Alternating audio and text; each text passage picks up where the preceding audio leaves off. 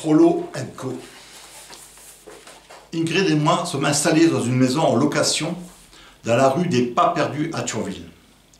Ingrid travaille toujours au Parlement européen du Luxembourg et moi je travaille en intérim. Je fais aussi bien des missions dans la région comme électricien, mécanicien, que des déplacements dans toute la France dans les centrales nucléaires. Pendant mes loisirs, je travaille à un projet intitulé « À l'envers du décor ».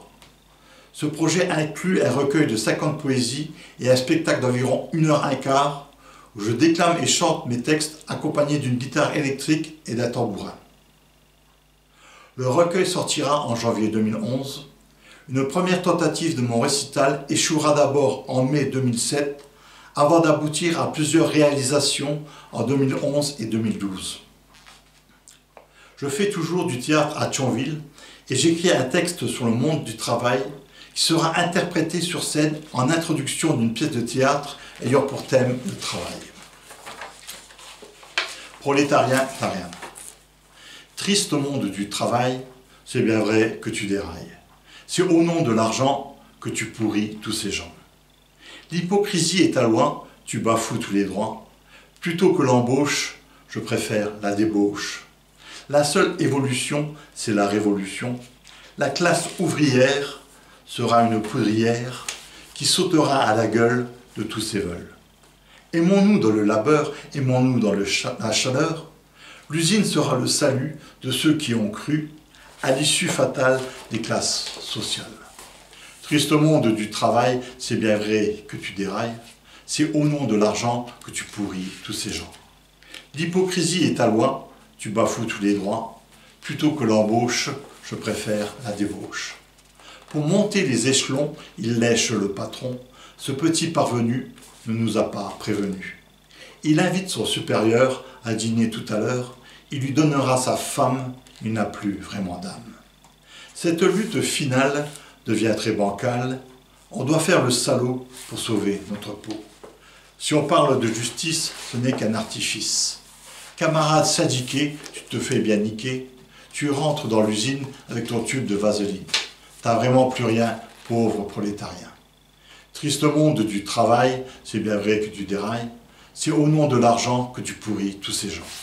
L'hypocrisie est à loin, tu bafoues tous les droits. Plutôt que l'embauche, je préfère la débauche.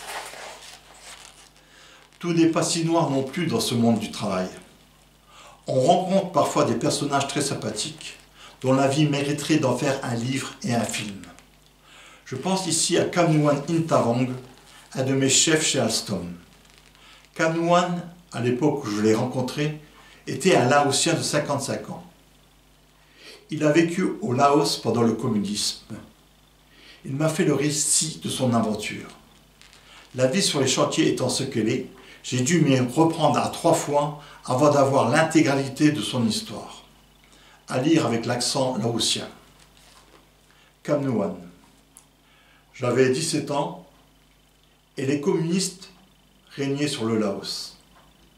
Dans mon lycée, j'étais catalogué par les instances supérieures comme un élément subversif au régime. Un jour, des camions bâchés sont entrés dans l'établissement et des soldats m'ont embarqué, ainsi que tous les gens qui étaient sur leur liste noire. J'ai juste eu le temps de dire à ma copine de prévenir mes parents de ce qui m'arrivait. On nous a conduits à un camp. Avec le temps, nos geôliers ont su déterminer qui parmi nous était bon pour régler les problèmes administratifs et pour enseigner la lecture et l'écriture, qui était bon pour diriger une troupe et qui était bon pour enseigner l'agriculture. Suivant les capacités de chacun, en ce qui me concerne, c'était pour régler les papiers, ils nous ont envoyés par groupe de 3 pour faire de la propagande communiste dans les villages. J'ai joué leur jeu jusqu'au jour où l'opportunité de traverser un fleuve séparant le Laos de la Thaïlande non communiste se présenta à moi. Je me réfugiai donc en Thaïlande et demandai l'asile politique à 3 pays, les États-Unis, la France et l'Australie.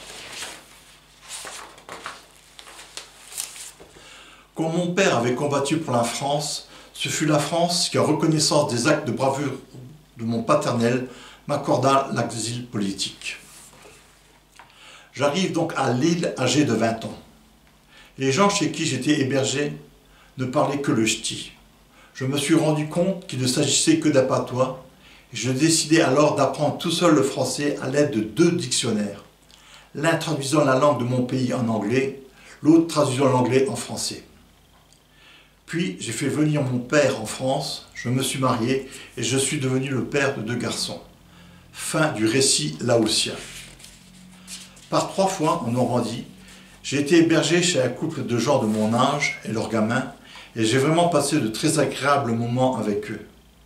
Je me retrouve aujourd'hui dans une situation pour le moins ambiguë. Je n'ai jamais été un adepte du nucléaire, mais lors de mes déplacements professionnels en France, j'ai tellement eu de plaisir à découvrir d'autres gens, d'autres endroits, que j'en ai occulté le fait que cette énergie est néfaste à la nature et à l'homme. En 2007, en parallèle avec mon job officiel, je crée la Faber African Foods Corporation, une entreprise censée vivre des productions artistiques de leurs géniteurs. Je fis plusieurs expositions de mes œuvres contemporaines à Thionville, Paris, Luxembourgville, Hayange, Agondange, Metz, et au fil du temps, mon livre d'or fut agrémenté de commentaires élogieux. Comment percevoir les profondeurs de cet océan de détails et de mise en situation que révèle les toiles de Christophe et qui nous pose la question fondamentale: qui sommes-nous et où allons-nous? La sensibilité, l'observation, le regard sur soi-même, la tendre enfance sont des pistes de réponse. 20 mai prometteur pour Christophe, continue pour une exposition parisienne. Bonne chance à lui, Claude. J'ai été fasciné par la richesse et la complexité de ces tableaux. Il y a énormément de détails qui guident le regard, nous fait voyager dans tout le cadre et nous fait passer un message. Cathy. Bravo et félicitations pour ces œuvres surprenantes et intrigantes. Gaël. Bravo pour avoir su capturer ces quelques bribes d'un univers si vaste qu'est le vôtre. David.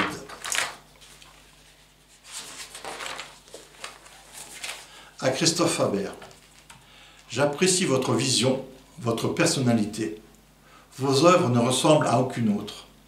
Vous êtes vous-même et vous existez vraiment. Belle poésie, beau sens de l'écriture où l'on sent la profondeur de l'âme, le vécu et une certaine expérience. J'étais donc heureux et fier de vous recevoir dans ma galerie et cela restera un beau souvenir. Une amitié aussi et une étape dans votre combat des mots par les mots. Merci. Avec mes compliments et amitié, Jean-Frédéric Tipis. Dans la quête des mots, dans l'aventure des mots, des trésors pour toi, Christophe, et le labyrinthe, sans quoi ne serait pas la littérature. Et là, Stéphane Rossier. J'avais découvert vos installations aux ateliers d'été 2007. Cette fois, je suis ému devant ce mur de poésie sur papier déchiré. Ces mots et cette façon de les montrer reflètent une sensibilité qui me touche. Michel Goya. J'ai fait ma première représentation théâtrale en juin 2003. C'était avec la compagnie du théâtre de l'Araignée de Thionville. On était une dizaine de comédiens, comédiennes sur scène. La pièce s'appelait Elga la folle. L'auteur était Laszlo Darvazi. La salle était comble, 250 spectateurs. Il faisait une chaleur à crever. La pièce durait 2 heures sans interruption et je sentais que le public nous soutenait. À la fin du spectacle, nous avons eu droit à une ovation merveilleuse. Le public tapait du pied et on devait revenir saluer les gens nombre de fois. En novembre 2007, j'ai fait un stage avec la compagnie Transquinquennale de Bruxelles.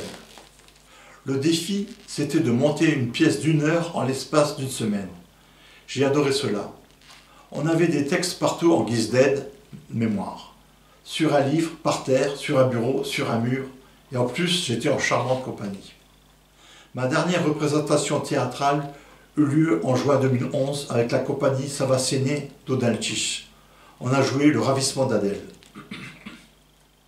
Je garde un souvenir ému du monde du théâtre. J'ai dans une case de ma mémoire les comédiens, comédiennes grimés en tel ou tel personnage, les lumières, les applaudissements, la présentation des acteurs.